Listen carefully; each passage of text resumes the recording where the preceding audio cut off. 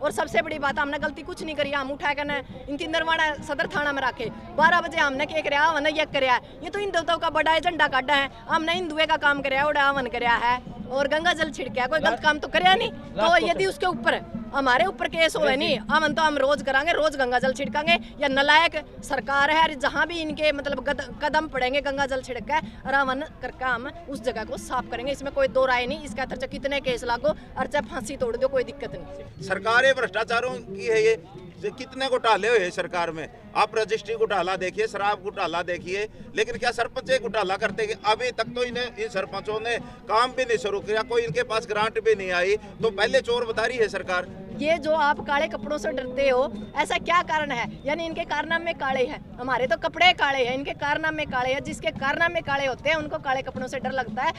क्या ये सरकार क्या दूध की दोई है कि आप देखिए ना, देश का प्रधानमंत्री अडानी को बचाने के लिए कितना, एक ईंधन वर्ग जो एजेंसी है उसने एक बयान दिया था, उसकी 3/3 प्रॉपर्टी कट गई, वो तीसरे नंबर से आज 20वें नंबर पर चला गया, और फिर भी सरकार उसकी मदद कर रही है। 300 करोड़ रुपए अब भी दे दिए।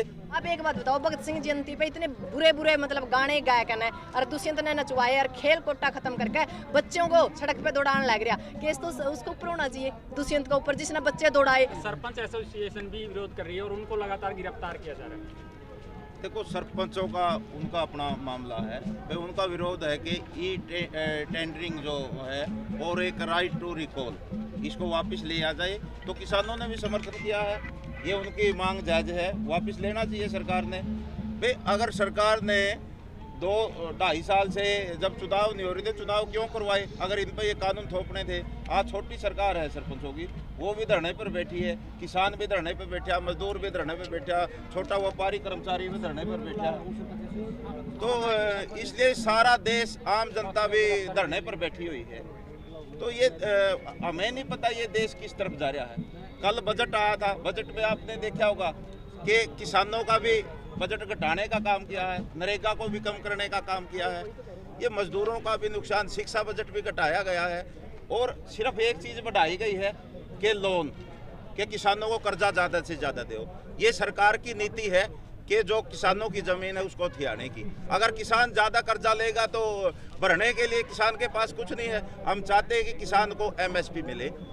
किसान की स्वामीनाथन आयोग की रिपोर्ट है, उसको सरकार लागू करने का काम करे, उसके अनुसार हमें MSP दी जाए, लेकिन किसान को सब्सिडी दी जाए। वो तो ख़त्म कर रहे हैं, कर्जे को बढ़ा रहे हैं। ये अगर किसान ज़्यादा कर्जा लेगा तो उसकी ज़मीन की कुर्की होगी। अब बैंक भी प्राइवेटकरण कर दिया है बैंकों का, प्राइवेट बैंक लोन देने लग रहे हैं। तो ये ज़मीन हथियाने का षड्यंत्र है सरकार का। आजाद जी, कल एक बयान आया है CM साहब का कि जो टेंडरिंग है और पुरानी पेंशन की बहाली को लेकर उन पर विचार किया गया, लेकिन जो टेंडरिंग है वो खत्म नहीं किया जाएगा और पुरानी पेंशन है वो लागू नहीं की जाएगी। और जिसको लेकर 400 शिकायत मिली थी कि भ्रष्टाचार होता है, इसलिए टेंडरिंग लागू किया गया। तो जब दूसरे हिमाचल में लागू कर दे, दूसरे राजस्थान में लागू करने जा रही है, केरला में लागू कर दे, तो इनको क्या दिक्कत है?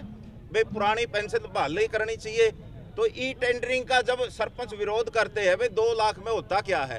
पहले भी तो काम हो रहे थे, पिछली सरकारों में भी तो काम हो रही थी। सरकार ने क्या दिक्कत है कि सारे नियम या कानून यही सरकार बनाएगी क्या? 400 शिकायत आई है जनता की उनके पास भ्रष्टाचार की। देखो, भ्रष्टाचार तो जब ये जो ठेकेदार है वो नहीं भ्रष्टाचार करते के क्या? सरकार के जो 11 महकमे दुष्यंत चौटाला बैठा है, क्या उनकी फाइल नहीं खुल रही? के सरकारें भ्रष्टाचारों की है। ये कितने घोटाले हुए सरकार में। आप रजिस्ट्री घोटाला देखिए, शराब घोटाला देखिए, लेकिन क्या सरपंच घोटाला करते कि अभी तक तो इन सरपंचों ने काम भी नहीं शुरू किया, कोई इनके पास ग्रांट भी नहीं आई, तो पहले चोर बता रही है सरकार।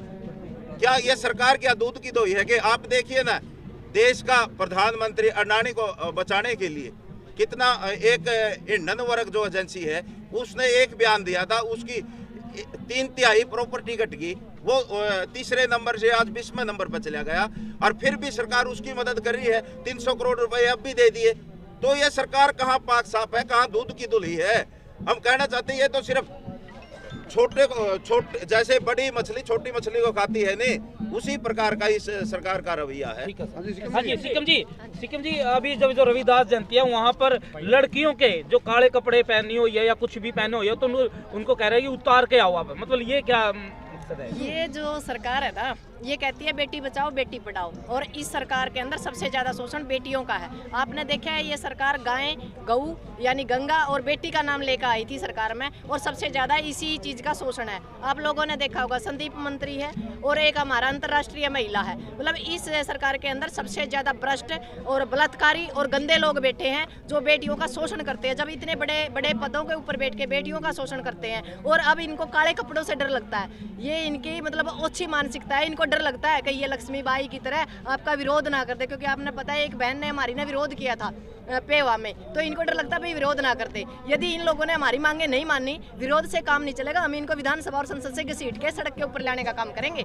हम महिला है, ये बात है शायद सरकार भूल रही है। महिलाओं की 50% की आबादी है। जिस दिन हमें अपने दिमाग से हम काम करना शुरू कर देंगे नहीं, 50% इन लोगों ने हमें आरक्षण दे दिया है पंचायत में, आने वाले टाइम में विधानसभा और संसद में हमारी आधी भूमिका होगी। उस दिन पूछेंगे इन लोगों को हम कि ये जो आप काले कपड़ों से डरते हो ऐसा क्या कारण है, यानी इनके कारनामे काले हैं, हमारे तो कपड़े काले हैं, इनके कारनामे काले हैं। जिसके कारनामे काले होते हैं उनको काले कपड़ों से डर लगता है। यदि वो अच्छे होते तो उनको ना काले कपड़े पहने लोगों से डर होता और ना काले झंडों से डर होता, यानी जिसका मन में खोट है वहाँ समस्या है। सिक्किम जी आपको गिरफ्तारी के वारंट भी दिए गए हैं? जी, वो 1 तारीख को वारंट थे हमारे, जो वारंट जारी करे गए थे, पर सरकार ने उठाया नहीं। शायद उनका यह बात समझ में आएगी जो जिंदगी में रेली कर रखी है नहीं, मैं सारे आड़े जींद में रुचाना में नरवाना में आके बैठ जाएंगे और हम ही से वारंट आता डर देखो नहीं। एक बात बताओ, हमने कराया क्या था? हमने खेल उस टाइम खेल कोटा खत्म कर दिया गया था।